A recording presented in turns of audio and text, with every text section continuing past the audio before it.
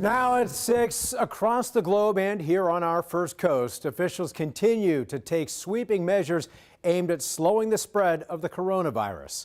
Within the last few hours, President Trump announced the United States will broaden its European travel ban, adding Britain and Ireland to its list. And Governor Ron DeSantis announced expansion of testing to private sector providers. The state primary election is still scheduled for this Tuesday. The driver's license renewal requirements and some weight restrictions for trucks are on hiatus, the latter to ease transportation of supplies and services to Florida. The governor reminded that only a small portion of the population is at risk of death from coronavirus. Here locally, Duval and Clay counties have declared a local state of emergency, and so have Atlantic, Neptune, and Jacksonville Beach mayors. Also today, Georgia Governor Brian Kemp declared a public health state of emergency. So here's an updated map showing confirmed cases of coronavirus in our area. They are Alachua, Camden, Clay, Duval, St. Johns, and Nassau counties.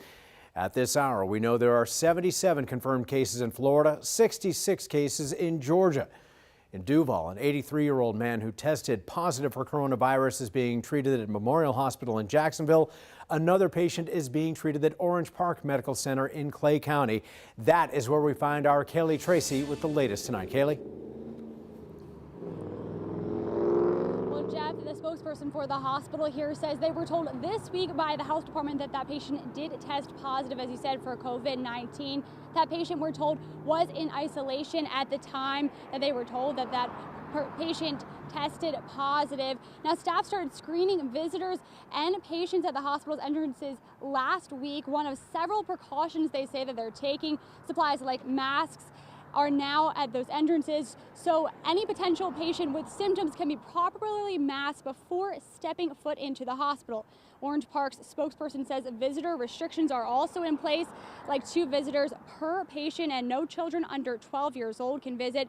Earlier today in Neptune Beach and Atlantic Beach and Jacksonville Beach, all those mayors followed Jacksonville Mayor Lenny Curry's lead yesterday, declaring states of emergencies in each beach city. Now, this means all events in city facilities in Jacksonville and in those beach towns are suspended until further notice.